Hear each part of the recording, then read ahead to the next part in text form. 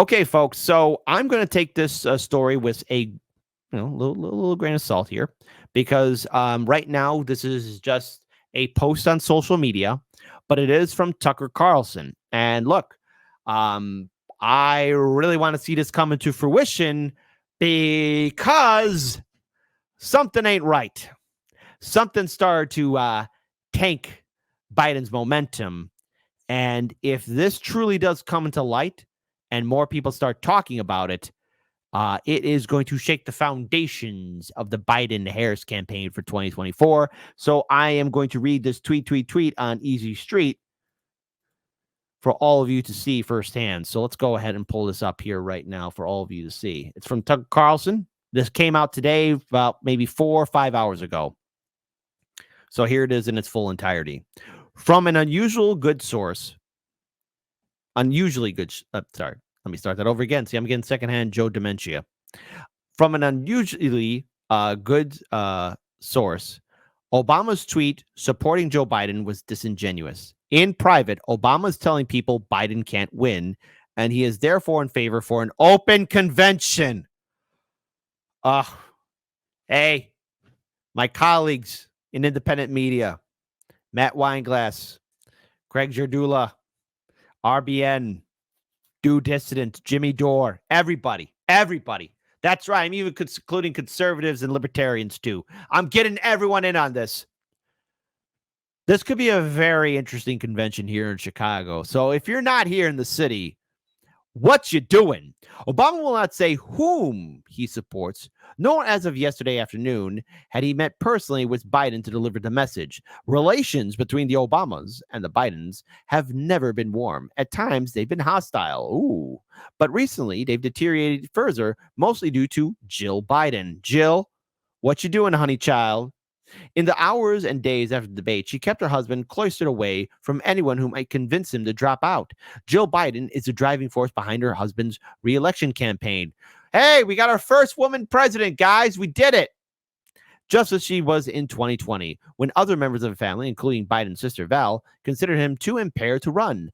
The next generation of potential Democratic candidates understands all of this as an opportunity, and they're circling, particularly Gretchen Whitmer, who is promoting herself aggressively.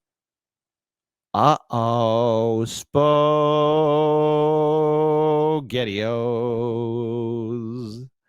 And I find this funny. I find this hilarious. But this is a source that is speaking to Tucker Carlson. And Tucker Carlson has done some very good interviews, some phenomenal work in the past as well. And I am curious to see what happens afterwards. But let's be clear here. Everybody that's watching this right now, anything can happen between now and August. Now, the DNC holding an open convention, what does that mean? Well, security is going to get tighter. And it's going to probably maybe come out of left field. No one's going to see it coming. But then Democrats, if you truly do go through with this, what stellar performer are you going to get? Who's going to be your king or queen? And even after August, we have September and October. And oh no, it's November. You have 2 months. 2 months. 2 months to aggressively promote a brand new candidate, even though you guys were promoting Joe Biden. This is a stupid plan. You have embarrassed yourselves in front of the whole world, Democrats. So I do hope that this source continues to share information with Tucker Carlson. But I want to do a little bit of a time travel with all of you beautiful people. We're going to time travel, okay? We're going to time travel together because that's what makes us all great. Time travel. It's what all the cool kids do. So let's go ahead and pull up this article from, of all places, The Guardian from Wednesday, August 2nd, 2023. Let's pull up this tab right here. Obama reportedly warns Biden over strengths of Trump 2024 challenge. So Obama, Joe, listen, I got to be clear. I think you're in a little bit of trouble. Your brain's not where it should be. Jill has been an insufferable bitch. So I'm only going to give you a warning that Trump's going to come after you. Hey, man, it's good to see you, Barack Obama. Did you know I eat ice cream? Joe, your brain's not all there.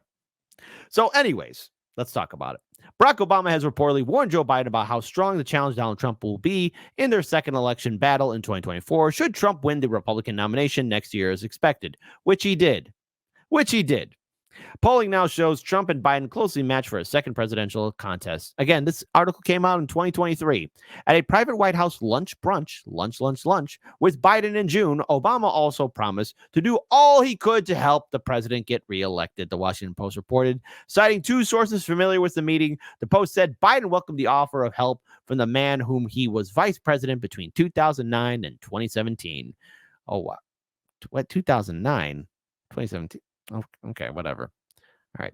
The Biden, the newspaper said, is eager to lock down promises to help from top Democrats, among whom Obama is easily the biggest star, for what is likely to be a hard-fought re-election race. Trump faces unprecedented legal jeopardy, including 78 criminal charges, no one cares, over hush money payments, no one cares, retention of classified information, and his attempt to overturn Biden's election victory in 2020. But who cares? Obama, you gave that warning. Everybody gave that warning. But let's talk about Joe Biden's dementia. I want to pull up this video here from Tucker Carlson. We all see it. We have all been proven correct. Biden, Democrats, what do you have to offer to the people? Nothing. But I watched CNN today, and they had the presidential debate, the U.S. presidential debate. And maybe some of you saw it. And if you did, well, it was amazing. It was amazing on every level. But what was especially amazing was afterward, they went to the panel of assembled Democratic operatives posing as journalists, and all of them were like shocked to discover that Joe Biden has dementia. Like they couldn't believe it. What? Oh my gosh. He's non-compos mentis. No way. Are you serious? I will say this. I think Tucker Carlson has been taking notes from Jimmy Dore and Joe Rogan. You know, he's known how to get the whole crowd to laugh. So well done. Well done. I'm thinking to myself, what year is it? 2024-ish? Middle-aged people identify with that? Okay, 2024, people are saying. It was 2019 that I heard from a friend of mine who was friends with his sister, Val, that the family was very upset because Joe has dementia and he's running for president. And, well, I said this on TV, by the way, at the time, and was denounced as a racist or something. I mean, everything in the United States, like, that's just like the all-purpose term for shut up. Racist. It's like, I think he's white. Shut up, racist. Okay. Anyway, but his sister had told a friend of mine, like an actual friend of mine, one of my neighbors, that the family was upset and that his son sadly had passed away. By the way, not in Iraq fighting a war for freedom, but of cancer. I don't think he's aware of that. But sad, and that the family was convinced he needed to kind of get it out of his system by running for president. But of course, no one's going to like make Joe Biden the nominee because we had Pete Buttigieg for that. Pete Buttigieg, Amy Klobuchar. You had Kamala the Cop Harris. You had Beto Stork. I forgot about that dude, actually. Who else did you have? You had that cuck Bernie Sanders, Tulsi Gabbard, Andrew Yang. You had all these people up there. Theoretically, each one of them, in their own way, was by far a far better performer than Biden. But yeah, what did all of those people did, including Elizabeth Warren? They were all quick to endorse Joe Biden. I'm willing to bet all those people, all those candidates running in the 2020 primary, they all knew, their campaign staff knew, and everybody in the audiences knew when they saw the debates that Biden was suffering from early onset dementia. But they went with it. Why? Because the party is a private institution. But we see the dementia. We all see the problems, which again, I have to call out this source that revealed this information to Tucker Carlson. If this is true, and if this source is consistent and more people are starting to throw their hat in the ring because they don't want to lose to Trump, well, you have yourselves a fight. And we're going to have ourselves one crazy convention here in Chicago. Now it's a joke. But at the time, they were like, people are going to love Pete Buttigieg. He's incompetent, but he's gay. Great. And then people are like, what? No. So they had to go to Joe Biden, and he actually became the nominee and then somehow became the president. But it was obvious the whole time that he had no idea where he was, and that it was cruel, and that his grasping, horrible wife, who like poses as a doctor, was pushing this so she could go to state dinners. And everyone knew this. Like, there's not one person who didn't know this. And when you travel outside our borders, you know, people are always so nice about other people's countries. Like, they don't attack you to your face. And obviously, I'm the most American person who's ever lived, and I love my country, and I'm going to die there, and would die for it without even thinking. That's how much, and I mean that. So everyone wants to be polite to you about your country. And when, like, if I ever went to New Zealand, I wouldn't mention Jacinda Ardern or what, you know what I mean? That would be rude. I wouldn't say like, oh, that retarded girl with the teeth, is she here? You know, I wouldn't. That would be, no, I wouldn't. Because that's not something a guest says, right? You're in someone else's, you know, you're having dinner at someone's house, like the food is appalling. What's so good? You know what I mean? But even given the high standards of politeness offered to foreigners in foreign lands, everywhere I've traveled around the world for the past 4 years, and there's been a lot of countries, people are like, so Joe Biden, how is he? I'd be like, well, I think he has dementia. He certainly does.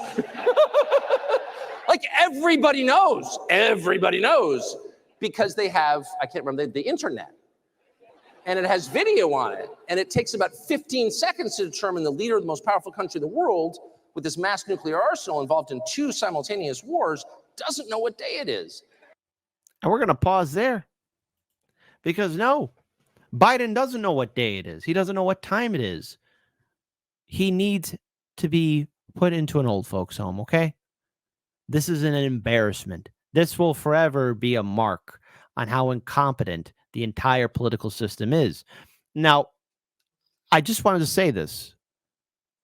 I'm seeing the vultures in the sky over the carcass that is the Biden-Harris campaign of 2024. And Harris is no stellar performer either. Her polling number and approval rating is far lower than Biden. Anyone attached to Joe Biden, anyone part of his administration, his campaign, are going to be forever stuck with the mark, the shite stain of being involved, of promoting a senile old man to be the president of these United States. There's blood in the water. The sharks are coming out. It's late at night and the Democrats are failing. It's late at night and they're alone and the predators are all out there. And the thing is, no matter what plan the Democrats use, they're going to lose.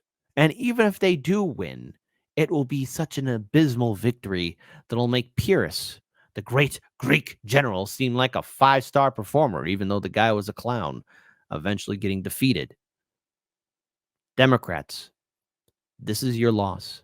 And the fact that Obama could potentially be saying this, and whoever the source is revealing this to Tucker Carlson, I do hope to hear more about this.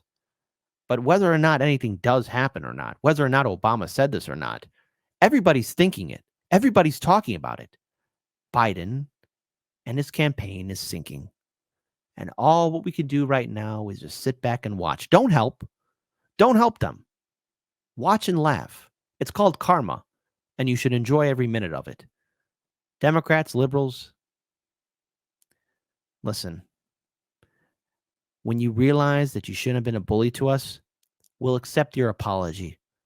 We'll accept your apology. Just bend the knee and admit that you were wrong. All these years, I know the smugness and the pride of the victories that you had, but it's over now. Let the party burn.